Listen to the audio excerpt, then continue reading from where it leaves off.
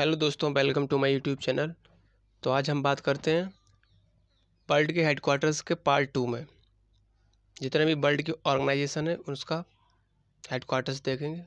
इससे पहले कल हम लोगों ने देखा 20 क्वेश्चंस, आज फिर 20 क्वेश्चंस देखेंगे, जिसमें वर्ल्ड के जितने भी हेडक्वार्टर्स हैं वो सब सारे निपट जाएंगे जिसमें पहला क्वेश्चन है, where is the headquarter of international road federation. मतलब अंतर्राष्ट्रीय सड़क महासंघ का हेडक्वार्टर कहाँ पे है? तो इसका हेडक्वार्टर है जिनेवा के अंदर। तो ये हो जाएगा स्विट्ज़रलैंड के अंदर ही है जिनेवा। तो इसका आंसर होगा स्विट्ज़रलैंड। और इसकी फाउंडेशन हुई थी 1948 में, मतलब 1948 में फाउंडेशन हुई थी इसकी। और ये एक नॉन गवर्नमेंटल ऑर्गेनाइजेशन होती है, गैर सरकारी संगठन है। और इसका पर्पस है कि जो जितने भी रोड है उनका इंफ्रास्ट्रक्चर, रोड का फाइनेंसिंग करना और इंटेलिजेंट ट्रांसपोर्ट सिस्टम लाना, तो ये सब काम होता है इसका। तो इसका राइट आंसर हो जाएगा स्विट्ज़रलैंड।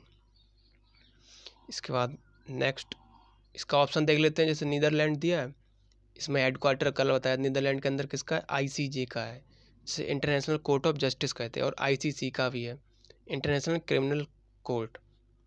बाकी एक ICC है जो कि क्रिकेट से रिलेटेड है, उसका हेडक्वार्टर दुबई के अंदर है। और एक भी ऑप्शन है स्पेन, इसके अंदर इसका है वर्ल्ड टूरिज्म ऑर्गेनाइजेशन, जिसका हेडक्वार्टर मैड्रिड के अंदर है।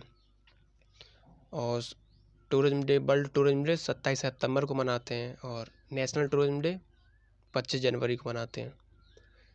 और एक ऑप्शन दिया है फ्रांस। तो फ्रांस में हेडक्वार्टर है इंटरपोल का। जैसे फ्रांस के अंदर एक शहर है लियोन, वहाँ पे है इंटरपोल का हेडक्वार्टर। और इंटरपोल की फुल फॉर्म होती है इंटरनेशनल क्रिमिनल पुलिस ऑर्गेनाइजेशन। और ये सितंबर 1923 में बना था। और ये हो जाएगा इसमें। फिर उसके बाद नेक्स्ट क्वेश्चन है, where is the university of peace is established. मतलब यूनिवर्सिटी ऑफ पीस ये कहाँ पे बनाई गई थी, कहाँ पे इस्टेब्लिश हुई थी? मतलब शांति की यूनिवर्सिटी। तो ये है कोस्टा रिका में है। कोस्टा रिका एक सेंट्रल अमेरिकन कंट्री है, जिसकी राजधानी सैन जोस है। तो वहाँ पे है ये। तो इसका राइट आंसर हो जाएगा कोस्टा रिका। और इसमें जैसे केन्या दिया, केन्या की राजधानी नैरोबी है। नैरोबी में हेडक्वार्टर किसका है? नैरोबी के अंदर है यूनाइटेड नेशन एनवायरनमेंट प्रोग्राम का हेडक्वार्टर। और ये 1972 में इसकी फॉर्मेशन हुई थी। और एक फिजी दिया हुआ है, फिजी में पैसिफिक आइलैंड फोरम होती है एक, तो उसका वहाँ पे हेडक्वार्टर है। और जैसे फिजी है, ये फिजी से याद आया कि फिजी एक कौन से रीजन में आता है? जैसे मेलानेशिया होता है, मेलानेशिया रीजन है एक, उसमें फिजी आता है, न्यू कैलेडोनिया भी आता है, पपुआ न्यू गिनी भी आता है और सोलोमन आइलैंड। ये 4 देश आते हैं मेलानेशिया के अंदर, मेलानेशिया रीजन। और एक पॉलिनेशिया कंट्री होती है, पॉलिनेशिया कंट्री, जिसमें तोवालू, समोआ और टोंगा जैसे देश आते हैं। ऐसे ही होता है माइक्रोनेशिया रीजन, जिसमें गुआन एक देश है, किरीबाती, मार्शल आइलैंड भी आता, नौरू, पलाऊ। और चौथा ऑस्ट्रेलिया खुद एक आइलैंड है। तो इन चारों को मिला के हम लोग कहते हैं ओशिनिया। ये कॉन्टिनेंट होता, ना कि अकेला कोई एक ऑस्ट्रेलिया कॉन्टिनेंट नहीं है। जब इन चारों को मिला देंगे, ऑस्ट्रेलिया, माइक्रोनेशिया, पॉलिनेशिया और मेलानेशिया, तब इन चारों को मिला कहेंगे ओशिनिया। इसके अंदर 14 कंट्री आते हैं टोटल। तो ये हो जाएगा। उसके बाद नेक्स्ट क्वेश्चन है, थर्ड क्वेश्चन है, when was the world tourism organisation established. मतलब जो वर्ल्ड टूरिज्म ऑर्गेनाइजेशन है ये कब एस्टैब्लिश हुई थी? विश्व पर्यटन संगठन। तो इसकी स्थापना हुई थी 1975 में। इसमें प्रिंट है, मिसप्रिंट हो गया ये, तो इसका ये गलत है यहाँ पे। 1975 में हुई थी इसकी। और इसका आंसर भी यहाँ गलत है, यहाँ पे भी लिख देते हैं 1975। और ये एक यूनाइटेड नेशन की स्पेशलाइज एजेंसी है, जिसका हेडक्वार्टर मैड्रिड के अंदर है, स्पेन। उसके बाद उसके बाद नेक्स्ट क्वेश्चन है 4th number, where is the headquarter of international telecommunication satellite organisation, मतलब अंतर्राष्ट्रीय दूरसंचार उपग्रह संगठन का हेडक्वार्टर कहाँ पे है? तो इसका हेडक्वार्टर है वाशिंगटन डीसी के अंदर। तो इसका राइट आंसर हो जाएगा वाशिंगटन डीसी। और इसके बारे में देखते हैं, इसकी फॉर्मेशन हुई थी 1964, मतलब 1964 में, और इसे शॉर्ट फॉर्म में ITSO कहते हैं। और ये एक तरीके की इंटर गवर्नमेंटल ऑर्गेनाइजेशन है, मतलब अंतर सरकारी संगठन। अब ये क्या होता है इंटर गवर्नमेंटल ऑर्गेनाइजेशन? मतलब कोई भी ग्रुप हो जिसमें एक से ज़्यादा देश शामिल हों तो उसको इंटर गवर्नमेंटल ऑर्गेनाइजेशन कहेंगे। जैसे G7 में 7 देश आते हैं, ब्रिक्स में 5 हैं, तो इनकी सब 5 देश देखभाल करेंगे, तो इसको कहेंगे इंटर गवर्नमेंटल ऑर्गेनाइजेशन है, जिसमें इसमें आते हैं 149 मेंबर हैं इसके अंदर। और इस टाइम इसके जो डायरेक्टर जनरल और MD हैं वो हैं पैट्रिक मसाम्बू। और इसका पर्पस था access to high quality and reliable public telecommunication service on global, तो ये इसका पर्पस है। उसके बाद नेक्स्ट क्वेश्चन है हम लोगों का 5th number, which of the following day is designated as the international day of peace, तो कौन सा डे हम लोग अंतर्राष्ट्रीय शांति दिवस के रूप में मनाते हैं? इसमें पहला ऑप्शन है 1 जनवरी, तो 1 जनवरी को तो मनाते नहीं, 1 जनवरी को होता है ग्लोबल फैमिली डे। उसके बाद सेकंड ऑप्शन है 31 डे, 31 दिसंबर, तो इस दिन तो हम लोग न्यू ईयर का भी मनाते हैं, सेलिब्रेट करते हैं। उसके बाद सी ऑप्शन है 21 सितंबर, तो इस दिन इंटरनेशनल डे ऑफ पीस मनाते हैं, तो इसका आंसर होगा 21 सितंबर। और इसी दिन इसको मनाते हैं एक दूसरे तरीके से, वर्ल्ड अल्जाइमर डे 21 सितंबर को, तो इसका राइट आंसर हो जाएगा 21 सितंबर। उसके बाद एक ऑप्शन है 15 अगस्त, तो 15 अगस्त को तो इंडिया का इंडिपेंडेंस मनाया था, लेकिन एक बार एक क्वेश्चन पूछा गया था कि 15 अगस्त को इंडिया के अलावा कौन सा दूसरा देश है जिसका इंडिपेंडेंस डे मनाया जाता है? तो वो हो जाएगा DRC, जो कि अफ्रीकन कंट्री है, डेमोक्रेटिक रिपब्लिक ऑफ कॉन्गो, इसका भी 15 अगस्त को ही मनाते हैं। उसके बाद तो इसका राइट आंसर होगा 21 सितंबर। उसके बाद नेक्स्ट क्वेश्चन है 6th number, where is the headquarter of the international mobile satellite organisation, मतलब अंतर्राष्ट्रीय जो मोबाइल सैटेलाइट संगठन है उसका हेडक्वार्टर कहाँ पे है? तो इसका हेडक्वार्टर है लंदन के अंदर, UK में, तो इसका राइट आंसर हो जाएगा UK। और ये एक मोबाइल सैटेलाइट ऑर्गेनाइजेशन है, जितने भी मतलब मोबाइल का यूज करने के लिए जो सैटेलाइट जाएगी उसकी देखभाल करेगी, तो ये लंदन के अंदर UK में हो जाएगी। तो ये हो गया। इसके बाद नेक्स्ट क्वेश्चन है 7th number, when was the international mobile satellite organisation was set up. अब यही क्वेश्चन पूछ लिया 7th में कि ये कब सेटअप हुई थी, बनी कब थी? तो ये बनी थी 1979 में, तो इसका राइट आंसर होगा B ऑप्शन 1979। मतलब ये साइन हुई थी 3 सितंबर 1979 में, और फंक्शन में आई थी 1979 में 16 जुलाई। उसके बाद नेक्स्ट क्वेश्चन है 8th number, what is the official language of Interpol. Interpol में जितनी भी मतलब लैंग्वेज बोली जाती हैं तो कौन कौन सी हैं वो ऑफिशियल लैंग्वेज? तो उसके अंदर इंग्लिश, अरेबिक ये भी बोली जाती है, फ्रेंच भी बोली जाती है, स्पेनिश भी बोली जाती है, तो इसकी ऑल ऑफ द एबव हो जाएगा, ऑल हो जाएगा इसका आंसर, सभी बोली जाती हैं इसके अंदर। और इसकी फॉर्मेशन हुई थी अभी बताया था सितंबर 1923 में। इसमें कंट्री टोटल कितनी है? 194 मेंबर हैं, और इसका मोटो है connecting police for a safer world, तो ये इसका हो जाएगा राइट आंसर। उसके बाद नेक्स्ट क्वेश्चन है 9th नंबर।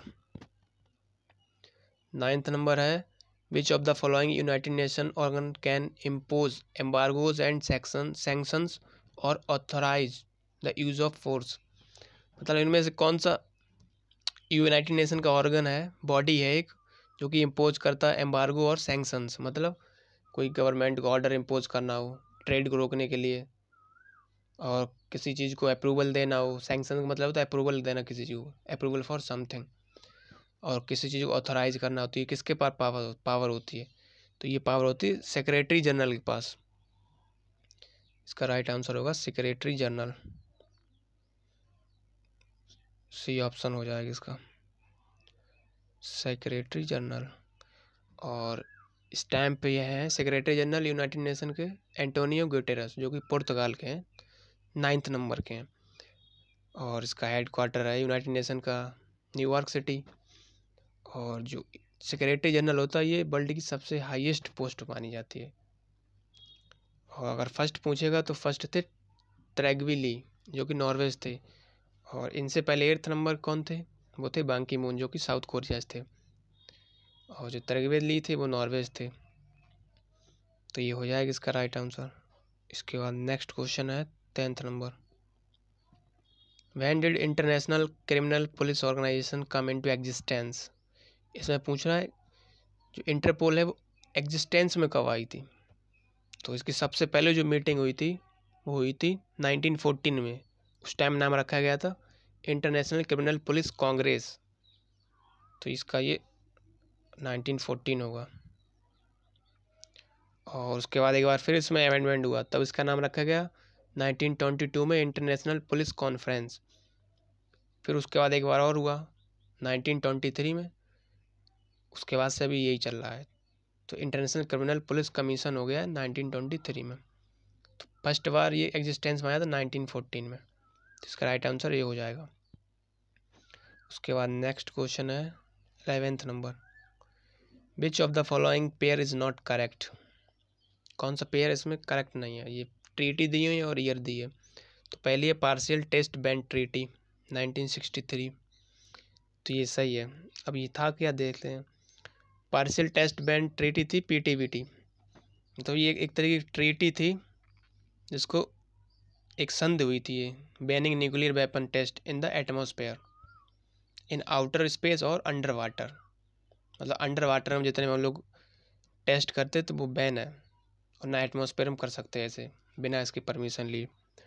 तो ये थी PTBT 1963 में। तो ये तो सही है। उसके बाद एक है अंटार्कटिक ट्रीटी 1965। तो ये गलत दिया हुआ है। ये ट्रीटी हुई थी 1961 में, इफेक्टिव हुई थी और साइन हुई थी 1 दिसंबर 1959। तो इसका राइट आंसर होगा अंटार्कटिका ट्रीटी। ये हो जाएगा इसका राइट आंसर अंटार्कटिका ट्रीटी। और एक ऑप्शन इसमें दिया हुआ है NPT 1968। NPT है ये एक तरीके की non proliferation of nuclear weapon, ये इसकी फुल फॉर्म हो जाएगी treaty on non proliferation of nuclear weapon. ये 1968 में साइन हुई थी। इसमें इसका ऑब्जेक्टिव था to prevent the spread of nuclear weapon, जो कि जितने ज़्यादा न्यूक्लियर वेपन बढ़ते जा रहे हैं ये खतरा ही बढ़ रहा है, तो ये कम करने के लिए। उसका बाद एक दिया है CTBT 1996। तो ये भी सही है। इसकी फुल फॉर्म होगी comprehensive nuclear test ban treaty. और ये यूनाइटेड नेशन जनरल असेंबली ने अडॉप्ट की थी 10 सितंबर 1996 में।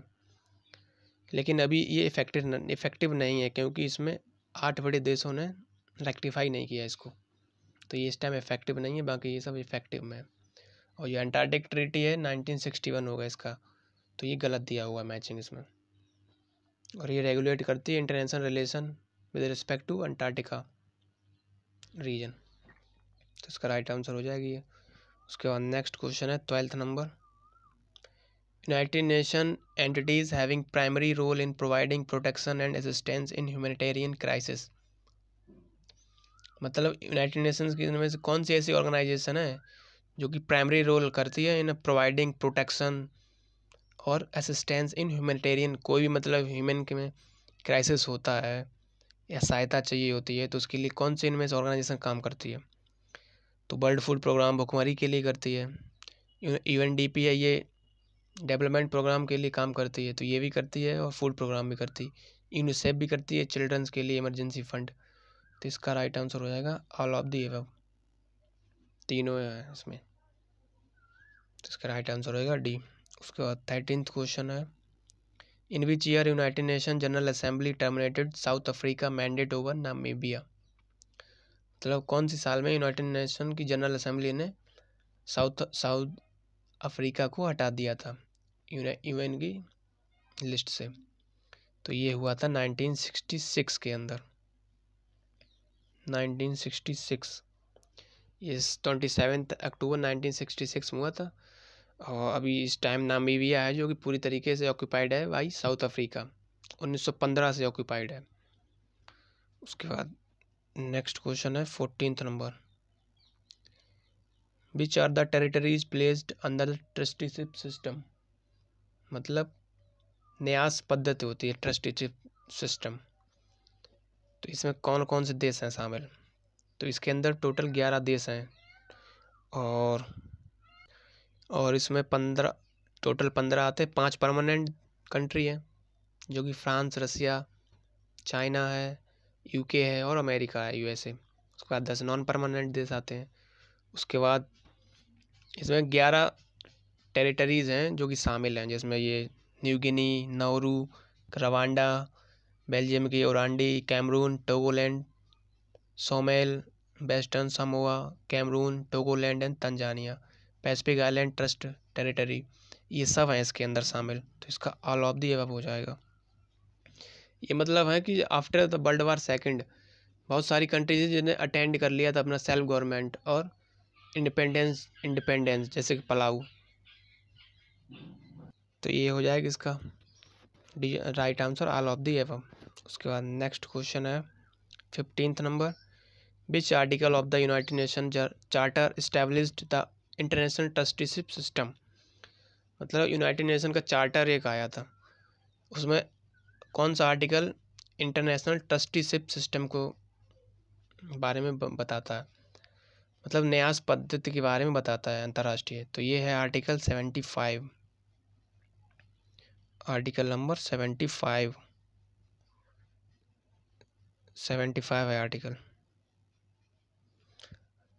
तो ये इसे अधिकार पत्र के अंदर मतलब शामिल किया, जैसे अपना कॉन्स्टिट्यूशन है उसमें आर्टिकल्स हैं, वैसे ही यूएन का एक चार्टर है उसमें भी आर्टिकल है।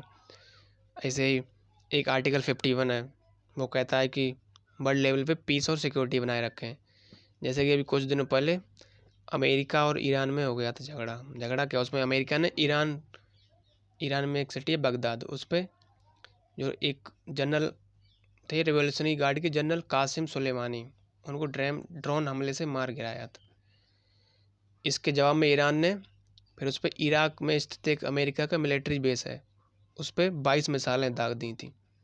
और फिर उन्होंने जवाब क्या दिया था, ईरान के जो प्रेसिडेंट थे हसन रोहानी, उन्होंने कहा कि हमने यूनाइटेड नेशन का आर्टिकल 51 के तहत आत्मरक्षा के लिए ये कदम उठाया है। तो ये एक हो गया था ऐसा, जिसमें आर्टिकल 51 इन्होंने यूज किया था, लेकिन ये वायलेशन करता है आर्टिकल 51 का। तो ये हो जाएगा इसका आर्टिकल 75। उसके बाद नेक्स्ट क्वेश्चन है 16th number, in the United nation how many territories were placed under the trusteeship system. तो ये भी बताया, इसका 11 इसमें है टेरिटरीज जो कि इसके अंदर आते हैं, तो इसका आंसर 11 हो जाएगा। उसके बाद नेक्स्ट क्वेश्चन है 17th number, when was the first restructured substantive session of the economic and social council held. मतलब फर्स्ट बार रीस्ट्रक्चर किया गया था substantive session of the economic and social council, मतलब आर्थिक और सामाजिक काउंसिल का। तो ये किया गया था 27 जून टू 31 जुलाई 1992। तो ये हो जाएगा इसका सी ऑप्शन, 21 जून टू 31 जुलाई। उसके बाद नेक्स्ट क्वेश्चन है 18th number, which of the following established as the Bretton Woods conference in 1944। किसको मतलब दूसरे नाम से जानते हैं, एक तरीके से समझ लो। ब्रेटन वुड्स कॉन्फ्रेंस 1944 में हुई, तो इसको नाम चेंज करके क्या रख दिया गया, तो ये IMF का रख दिया गया था नाम चेंज करके, ब्रेटन वुड्स। तो इसका राइट आंसर हो जाएगा IMF। उसके बाद 19th क्वेश्चन है, which of the following is the world bank group of 5 institution. इनमें से कौन सा मतलब वर्ल्ड बैंक का 5वां ग्रुप है, तो वो है IDA, जिसे कहते हैं इंटरनेशनल डेवलपमेंट एसोसिएशन, जो कि 1960 में फॉर्मेशन हुई थी उसकी। तो इसका राइट आंसर हो जाएगा IDA हो जाएगा इसका। उसके बाद लास्ट क्वेश्चन है 20th नंबर है which of the following is United Nation special agency and not programme. इसमें से कौन सी यूनाइटेड नेशन की स्पेशल एजेंसी है, न कि प्रोग्राम है वो। तो ये है IBRD, इसका राइट आंसर हो जाएगा IBRD, सी ऑप्शन। तो ये थे हम लोगों के 20 क्वेश्चंस रिलेटेड टू हेडक्वार्टर्स। ये सब देख लिया आज हम लोग हेडक्वार्टर यूनाइटेड नेशन जितनी भी ऑर्गेनाइजेशन थी। बाकी हम लोग नेक्स्ट वीडियो में नेक्स्ट टॉपिक की बात करेंगे। तब तक के लिए थैंक यू।